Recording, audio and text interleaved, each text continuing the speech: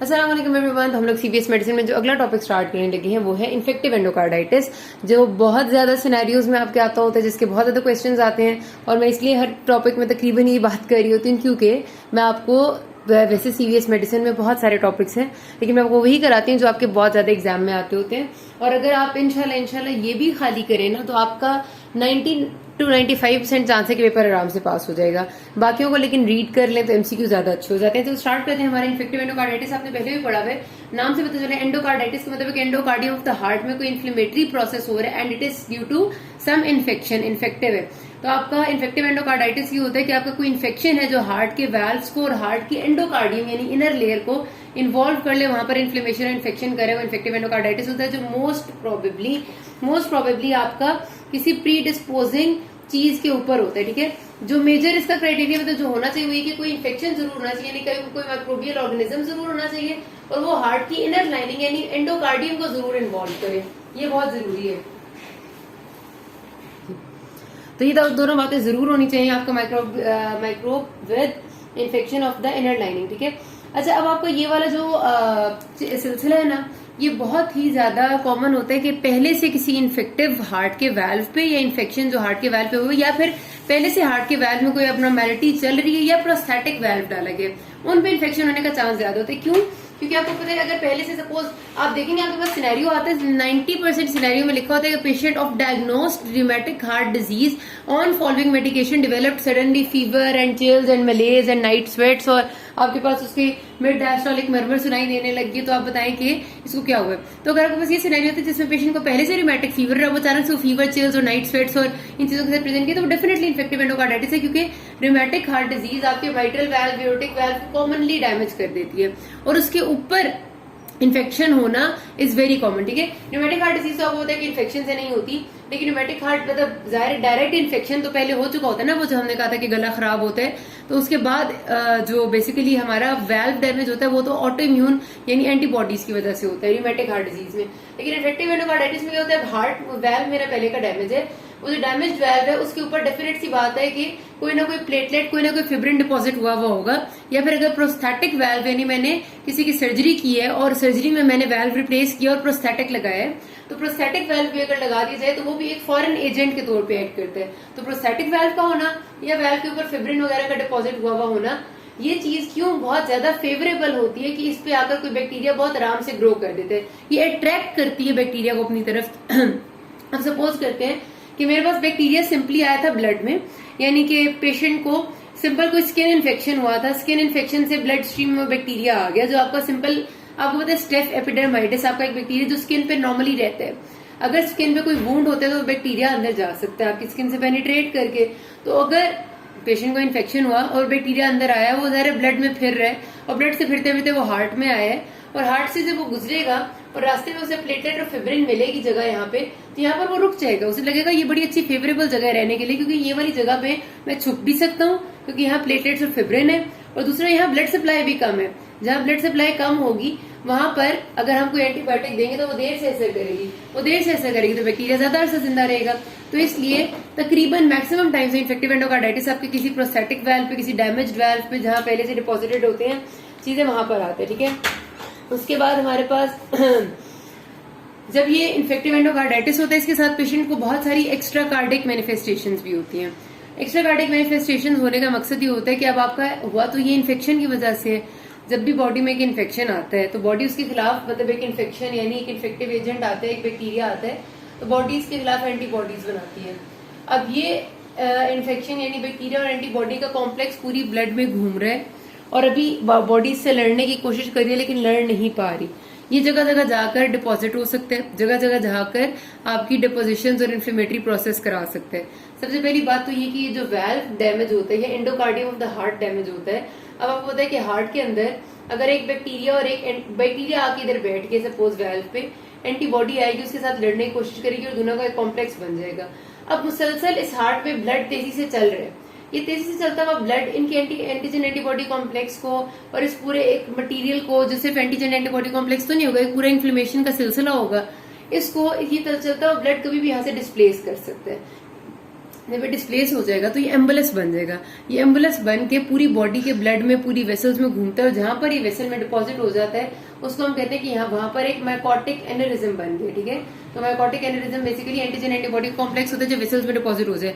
कहीं और वेसल में डिपॉजिट होकर वहां इन्फ्लेमेशन कर सकते हैं, वेस्कुलाइटिस हो सकता है ये एम्बुलस जाकर कहीं और पर इन्फेक्शन का सिलसिला शुरू कर दे। जब स्किन के अंदर डिपॉजिट होने लग जाते हैं तो सबक्यूटेनियस नोड्यूल्स बनने लग जाते हैं।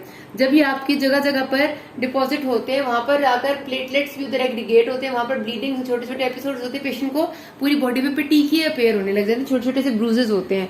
अगर यही आपके फिंगर नेल्स में नजर आएंगे तो आपको स्प्लिंटर हेमरेजेस के फॉर्म में नजर आएंगे। आपने नाम देखा होगा, इसे स्किन के नेल्स में ना आपको नेल बेड्स में स्ट्रेट लाइंस रेड कलर की नजर आती है। ठीक है, red nails line, straight lines होती हैं आपके नेल्स में, उनको कहते हैं स्प्लिंटर हेमरेजेस। तो हेमरेजेस बेसिकली सारा का सारा जो काम और करतूत हो रहा होता है वो ये बैक्टीरिया कर रहा होता है। बैक्टीरिया जहां जाता है वहां डिस्ट्रक्शन करता है। डिस्ट्रक्शन के डिफरेंट तरीके होते हैं, और उसमें अब हेमरेज का मतलब क्या है कि ये जाके वेसल को इन्फ्लेम कर रहा है, वेसल डिस्ट्रॉय हो रही है, फट रही है। और नेल्स में क्या होती है, कैपिलरीज होती है। कैपिलरीज फटेंगे तो छोटे छोटे से हेमरेजेस होंगे, वो आपको नेल बेड में स्प्लिंटर हेमरेजेस की फॉर्म में मिलेंगे। नेल्स में आपको फिंगर्स पे ना इस जगह पर खास तौर पे सबक्यूटेनियस ऐसे छोटे छोटे से दाने बने हुए नजर आते हैं जिनको हम ऑस्कुलर नोड्स कहते हैं, विच आर हाईली पेनफुल, और वो भी आपके इस वेस्कुलाइटिस के प्रोसेस की वजह से बनते हैं। बेसिकली वेसल्स की इन्फ्लेमेशन होती है जो आपको इधर फिंगर्स के करीब मिलती है। छोटी वेसल्स की ज्यादा होती है, इस वजह से फिंगर्स में होती है, उसको ऑस्कुलर नोड्स कहते हैं। तो ऑस्कुलर नोड्स हो जाना, इसी तरह आपको आपके हैंड के पामर सरफेस पे एरिथेमेटस रैश मिलती है। एरिथेमा का मतलब ये होता है कि यहाँ पर रेडनेस है, यहाँ पर भी ये चीज आपकी वेसल्स की इन्फ्लेमेशन को शो कर रही है। तो बेसिकली आपकी पूरी बॉडी में एक वेस्कुलाइटिस, एक वेसल्स की इन्फ्लेमेशन हो रही होती है, और ये जो आपकी हैंड पे होती है इसको आप जेनवे लीजन्स कहते हैं। ठीक है, तो ये नाम आपके सारे आपके जनरल फिजिकल एग्जामिनेशन का पार्ट भी है। आप जब मेडिसिन में आते हैं तो आप जनरल फिजिकल एग्जामिनेशन कहते हैं, जीपीई। जीपीई में आपने सारी चीजें देखनी और बतानी होती है। इसमें ऑस्कुलर नोड्स, जेनवे लीजन्स जो हैंड पे हो रही है, ऑस्कुलर नोड्स जो फिंगर्स पे हो रही है, स्प्लिंटर हेमरेजेस जो नेल्स में हो रहे हैं, और लेट स्टेजेस में फिंगर की क्लबिंग भी हो जाती है। तो क्लबिंग हो जाना, ये आपके सारे वो फीचर्स हैं जो आप देखते हैं इन योर इन्फेक्टिव एंडोकार्डाइटिस। ठीक हो गया? अच्छा जी, तो मैंने आपको पैथोफिजियोलॉजी के साथ इसके बहुत सारे क्लिनिकल फीचर्स भी बता दिए। बहरहाल अभी दोबारा उनकी डिस्कशन करेंगे। तो आपकी एक्स्ट्रा कार्डिक मैनिफेस्टेशन ये होती है। उसके बाद जो सिवियर डिसेमिनेटेड इन्फेक्शन है उसमें अक्सर आपकी, क्योंकि ये आपका इन्फेक्शन है ना, तो इन्फेक्शन में क्या होता है, स्प्लीन हमेशा इन्वॉल्व होती है, तो स्प्लीनों में गैली हो जाती है बहुत केसेस में। और आपके सिनेरियो में आता होता है कि पेशेंट की स्प्लीन इनलार्ज थी, और उससे भी सिवियर केस हो तो हेपेटोमेगैली भी हो जाती है, आपका लिवर भी इनलार्ज हो जाता है। और अगर आपकी किडनीज इन्फेक्ट हो जाए तो पेशेंट को हेमेचूरिया हो जाता है, ब्लड एंड यूरिन आने लग जाते हैं। ठीक है, तो ये बैक्टीरिया जहां जहां इन्फेक्शन करेगा वहां मसला होगा। और ये आपका सब सिनेरियो में आता है, सारा सिनेरियो होता है ये कि पेशेंट को स्प्लीनोमेगैली है, हेपेटोमेगैली है, उसको नॉन स्पेसिफिक या फिर बहुत थोड़ा बहुत हेमाचूरिया है जो आपका कभी कभार ग्रॉस होता है, कभी कभार माइक्रोस्कोपिक होता है। ठीक हो गया? कॉजेज क्या होते हैं? विरिडियम स्ट्रेप्टोकोकाई आपका अक्सर उनसे होता है जब आपका डेंटल हाइजीन, यानी आपका कोई डेंटल एब्सेस थी, ओरल खराब था, ओरल एरिया, क्योंकि विरिडियम स्ट्रेप्टोकोकाई आपकी ओरल कैविटी का नॉर्मल ऑर्गेनिज्म है, तो उससे अगर एसोसिएटेड हो तो ये होता है। ये एमसीक्यू में आती है बातें, याद रखना। एंटेरोकोकाई आपका यूरिनरी ट्रैक्ट इन्फेक्शन या जीआईटी इन्फेक्शन से अगर आपका बैक्टीरिया ब्लड में आया है और फिर वो डिसेमिनेट किया तो ज्यादातर एंटेरोकोकाई होगा। स्ट्रेप्टोकोकस गैलोलेटिकस वो होता है जो आपका लार्ज बावल मैलिग्नेंसी में बैक्टीरिया ज्यादातर आ जाते हैं और उधर से ब्लड में जाते हैं। तो ये इनिशियल बैक्टीरिया कहाँ पर होगा और फिर ब्लड में आएगा और हार्ट में आएगा, ये उधर से मैं बता रही हूँ। उसके बाद जो एक्यूट आपका एंडोकार्डाइटिस होता है उसमें staph aureus is most common, और उसके अलावा streptococcus pneumoniae, streptococcus pyogenes and streptococcus lugdunensis और ऑल्सो प्रेजेंट। पहले ये मोस्ट कॉमन होता था, अब ये मोस्ट कॉमन हो गया। ठीक है, एक्यूट में। पोस्ट ऑपरेटिव एंडोकार्डाइटिस में staph epidermidis is most common bacteria, जो कि नॉर्मल आपकी स्किन का कमेंसल है, स्किन पे नॉर्मली भी रहते हैं। ठीक है, याद रखने सारे एमसीक्यू है कि पोस्ट ऑप सबसे कॉमन कौन से, एक्यूट सबसे कॉमन कौन से, एंटेरोकोकाई कब होता है, जब जीआईटी या यूरिनरी ट्रैक्ट इन्फेक्शन हो। क्यू फीवर एंडोकार्डाइटिस उन लोगों में ज्यादा होता है जो कॉक्सियला बर्नेटाई की वजह से होता है, जो आपका फार्मिंग से जिनका कोई ना कोई एसोसिएशन होता है। ब्रुसेला एंडोकार्डाइटिस आपका ब्रुसिलोसिस, आपको अपने बैक्टीरिया एक पढ़ा होगा, उसकी वजह से हो जाता है, और इसका ताल्लुक खुसूसन होता है आपके उन लोगों के साथ, ये ब्रुसेला एंडोकार्डाइटिस का, जो कि गोट्स और कैटल रखते हैं, भेड़ बकरियां रखते हैं। ठीक है, तो आपका नाम यही होगा, गोट्स और कैटल। और जो फार्म एनिमल्स होता है वो क्यू फीवर को कहते हैं। हैसिक ग्रुप आपका होता है हेमोफिलस, एसिनेटोबैक्टर, एकिनेला किंगेला और सीसे कैम्पाइलोबैक्टर। तो ये भी आपके एक पूरा ग्रुप ऑफ ऑर्गेनिजम्स है जो अक्सर इन्फेक्शन कर सकता है, ठीक है। आपको पता होना चाहिए कि these are different infective organisms. अच्छा, क्लिनिकल फीचर्स पेशेंट के क्या आएंगे, तो जो मैंने आपको बताया थे सबसे ज्यादा फीचर्स ये सारे सब एक्यूट में होते हैं। सब एक्यूट का मतलब होता है कि पेशेंट बहुत अचानक भी नहीं आया, मतलब ये भी नहीं है कि 1-2 दिन की हिस्ट्री है और ये भी नहीं है कि महीनों की हिस्ट्री है। सब एक्यूट में पेशेंट आपको प्रेजेंट करते हैं फीवर, नाइट स्वेट्स है, मलेज, फटीग, ये तो होना ही होना है, ज़ाहिर इन्फेक्शन है, बुखार, थकावट, जोड़ों में दर्द, फटीग है, और उसके साथ वो कहते हैं उसके साथ ये वाले जो आपके टिपिकल जीपी के फीचर्स हैं, Osler nodes, Janeway lesion, splinter haemorrhages, ये पेशेंट को तकरीबन हमेशा ही सब एक्यूट में प्रेजेंट होते हैं, ठीक है। उसके बाद अगर कोई बहुत सिवियर उसे इन्फेक्शन हुआ था कि उसका वैल्व भी पूरा रप्चर हो गया, तो फिर उसको हार्ट के फीचर्स आएंगे, यानी उसको अच्छा मरमर तो होगा ही होगा ना, डायस्टोलिक मरमर होता है नॉर्मली, जो भी वैल्व खराब हुआ है। अच्छा, इसमें कहते हैं वैसे जो इन्फेक्टिव एंडोकार्डाइटिस की कैरेक्टरिस्टिक बात है वो ये है चेंजिंग मरमर्स।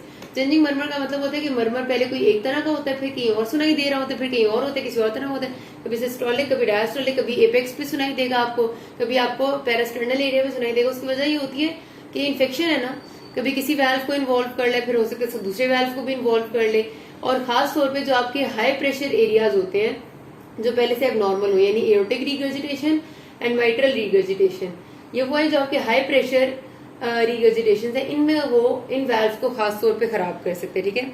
तो ये आपके पेशेंट के टिपिकल सब एक्यूट के फीचर्स होते हैं। उसके अलावा हिपेटोस्प्लीनोमेगाली, नॉन विजिबल हेमाचूरिया या फिर माइक्रोस्कोपिक हेमाचूरिया भी आपका सब एक्यूट में होता है, और सबकी कॉजेज मैंने आपको बता दी है। एक्यूट के जो फीचर्स होते हैं वो ज्यादातर होते हैं कि पेशेंट अचानक से प्रेजेंट करते हैं बहुत तेज बुखार के साथ और हार्ट मरमर्स के साथ। उसके साथ उसको मैंने भी बताया कि अगर कहीं ना कहीं पर उसका रप्चर हो गया हार्ट का, तो फिर सिवियर हार्ट फेलियर की तरफ भी पेशेंट जा सकता है, ठीक है। और आपको एको पे नजर आएंगे कि वेजिटेशन है। तो एक्यूट आपके पास जो ज्यादातर सिनेरियो होता है वो सब एक्यूट का होता है, ठीक है। पोस्ट ऑप में पेशेंट प्रेजेंट करेगा कि अभी प्रीवियस कार्डिक सर्जरी हुई थी, उसके बाद अचानक से उसको बहुत तेज बुखार हो गया, उसे मरमर्स आने लग गए और पेशेंट बहुत ज्यादा बीमार, लेथार्जिक, सिक नजर आ रहा है। ये भी आपका सिनेरियो आता है और वो यही कहते हैं कि पोस्ट ऑप पेशेंट आपके पास आया है और उसके ये फीचर्स थे, तो आप उसको फिर डायग्नोज करते हैं। अच्छा, अब इसके बाद ड्यूक्स क्राइटेरिया आपको लाजमी आना चाहिए। अब अगले पार्ट में बाकी बातें कर लेते हैं। किसी कोई मसला है कि नाज़ में। Thank you.